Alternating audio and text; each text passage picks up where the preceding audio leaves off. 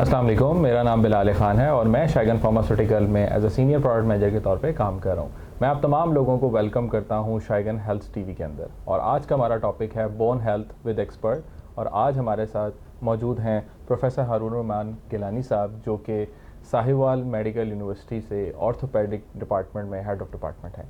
तो डॉक्टर साहब, सबसे पहले आपका बहुत बहुत शुक्रिया कि आपने बिजी स्केड्यूल में से अपना टाइम निकाला और आपने हमारे लिए यहाँ पे टाइम का अरेंज किया। डॉक्टर साहब, इसी के हवाले से थोड़ा सा हमें बताइएगा कि आर्थोप्लास्टी बेसिकली क्या है। आर्थोप्लास्टी आम लैंग्वेज में कहते हैं कि जोड़ की तब्दीली का ऑपरेशन, जो कि अब कई जॉइंट्स जो हमारे एज के साथ या किसी भी और बीमारी की वजह से इतने डैमेज हो जाएं कि मेडिसिन के ज़रिए या किसी और ट्रीटमेंट के ज़रिए उनका इलाज मुमकिन ना हो सके या क्योर ना हो सके, तो फिर हम ऑपरेशन करते हैं, जिसमें मेनली आर्थोप्लास्टी आजकल हो रही है। बिल्कुल ठीक है डॉक्टर साहब, बहुत शुक्रिया आपके इस हवाले से। तो सर डॉक्टर साहब, ये भी बताइएगा कि आर्थोप्लास्टी जो है वो बॉडी के कौन कौन से जोड़ में मुमकिन है।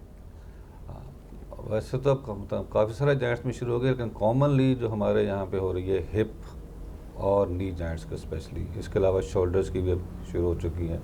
बाकी जॉइंट्स में भी अब ये फॉरेन कंट्रीज़ में भी हो चुकी हैं शुरू। पाकिस्तान में भी अब एक्सपर्टीज़ आ रही हैं इन चीज़ों। बिल्कुल ठीक है डॉक्टर साहब, बहुत शुक्रिया इसके हवाले से। एक सर और चीज़ का बताइएगा, इन्फॉर्मेशन दीजिएगा कि पाकिस्तान में इस वक्त सबसे ज़्यादा जो आर्थोप्लास्टी की जा रही है वो बॉडी के कौन से जोड़ में सबसे ज़्यादा रिपोर्ट हो रही है। दो जॉइंट्स में ज़्यादा है, हिप में भी हो रही है और नी में ज़्यादा। पेशेंट तो हमारे पास नी के अब आ रहे हैं जो आर्थोप्लास्टी के लिए, क्योंकि नी जॉइंट्स का आर्थराइटिस ज़्यादा कॉमन है एज़ कम्पेयर टू हिप।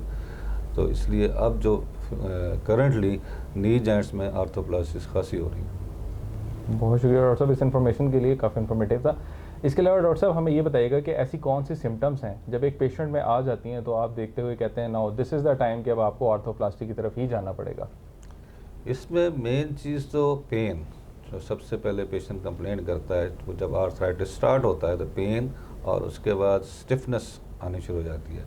हमारे प्रॉब्लम ये है हमारी कंट्री में कि लोग छोटी मोटी पेन्स को बॉदर नहीं करते, और जब वो एडवांस स्टेज पे आता है तो यूजुअली डॉक्टर्स के पास आते हैं, और उस वक्त हम ग्रेड 3 स्टेज पे पहुंच चुके होते हैं। डिफॉर्मिटीज़ आ चुकी होती हैं, जॉइंट की लेक्सिटी आ चुकी होती है, और अंदर की कार्टिलेज बिल्कुल डैमेज हो जाती है, और जॉइंट स्पेस हम जिसे कहते हैं वो रिड्यूस हो जाती है, जिसकी वजह से पेशेंट को मोबिलिटी में प्रॉब्लम होता है और पेन के साथ।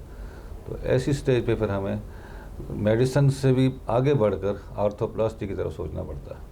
बिल्कुल ठीक हो गया डॉक्टर साहब। एक मिथ के मुताबिक कहा जाता है कि अगर एक पेशेंट जो है आर्थोप्लास्टी के लिए जा रहा होता है तो या तो वो बिल्कुल ठीक हो जाता है या फिर वो बिल्कुल बेड के साथ लग जाता है। तो इसमें कहाँ तक की सच्चाई है।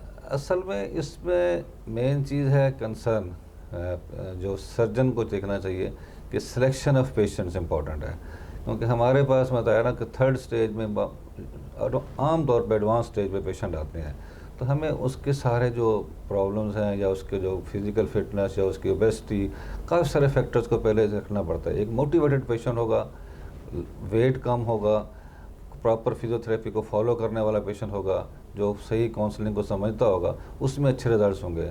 तो हमारे हमें डॉक्टर्स को बहुत ज़्यादा इस प्री ऑपरेटिवली भी, ऑपरेशन से पहले भी पेशेंट की सिलेक्शन इंपॉर्टेंट है, और फिर उसकी प्लानिंग है कि किस स्टेज पे है वो, उसके मुताबिक सर्जन पे बहुत डिपेंड करता है। दूसरा, पेशेंट का फॉलो भी बहुत इंपॉर्टेंट है कि ऑपरेशन के बाद इसमें जो रिहेबिलिटेशन होती है, फिजियोथेरेपी, वो बड़ी इंपॉर्टेंट है। पेशेंट ये समझता है ऑपरेशन हो गया और बस मैं ठीक हो गया, नहीं, उसके बाद उसका प्रॉपर फॉलोअप, उसकी केयर हम बताते हैं कुछ कि ये आपने एहतियात करनी है और ये फिजियोथेरेपी आपने करनी है, वज़न नहीं बढ़ने देना अपना, और रिस्क फैक्टर्स हैं, कोई स्मोकिंग है, डायबिटीज़ है, किसी किस्म की, उनको भी कंट्रोल रखना है ताकि वो प्रॉपर फिजियोथेरेपी कर सके, तब अच्छे रिजल्ट मिलते हैं। अदरवाइज़ ये गलत कंसेप्ट है कि जी फेल हो जाता है, वो तभी फेल होता है कि या तो सिलेक्शन ऑफ पेशेंट या पेशेंट सही फॉलो ना कर रहा हो। राइट डॉक्टर साहब, इसके साथ साथ एक और भी एक बड़ा कॉमन सा सवाल होता है लोगों का, क्या क्या एक ऑर्थोपेडिक डॉक्टर जो है वो आर्थोप्लास्टी कर सकता है। एक्चुअली इसमें डिपेंड करता है कि कितनी उसको एक्सपर्टीज़ हैं। अब तो खैर हमारे पाकिस्तान में भी बहुत ज़्यादा हमारे अदारे बन गए हैं, हमारे कुछ सीनियर डॉक्टर्स ने अपने सेंटर्स बनाए हैं जिसमें प्रॉपर आर्थोप्लास्टी की ट्रेनिंग होती है, बल्कि फेलोशिप भी अब शुरू हो गई है। तो ये इम्पॉर्टेंट है कि पहले वो उसकी प्रॉपर ट्रेनिंग लेके आए।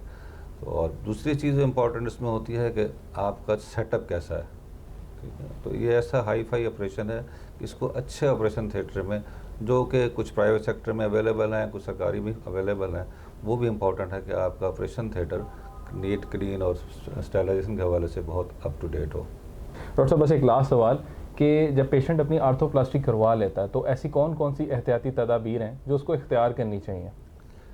उसमें डेफिनेटली एक तो हम कहते हैं कि अपने डाइट का ख्याल रखें, वज़न ना बढ़े। दूसरा, प्रॉपर फिजियोथेरेपी, वो बड़ी इंपॉर्टेंट है। कुछ चीज़ें हैं कि अब जिस तरह से नी में एडवांस स्टेज पे था, तो अगर हम पेशेंट को कहते हैं कि वो दोबारा स्क्वैटिंग ना करें, वॉशरूम जो है वो सीट वाला इस्तेमाल करें, सीढ़ियों से भी जितना मुमकिन है, यानी अपनी एक्टिविटी, वो एक्टिविटी तो नहीं करेंगे जो पहले एक ओरिजिनल जॉइंट से कर रहे थे, उसके कुछ फिटफॉल्स होते हैं, ताकि ये जॉइंट जो हमने एक मसनूई जोड़ है, ये लंबा अरसा उसके साथ चल सके। अगर वो अपनी एक्टिविटी वही रखेगा कहीं, तो उससे शायद उतनी जल्दी ज़्यादा देर तक वो जॉइंट ना चल सके। डॉक्टर साहब, बहुत शुक्रिया आपके टाइम के वाले से, और बहुत ही इन्फॉर्मेटिव आपने चीज़ें हमारे साथ शेयर की।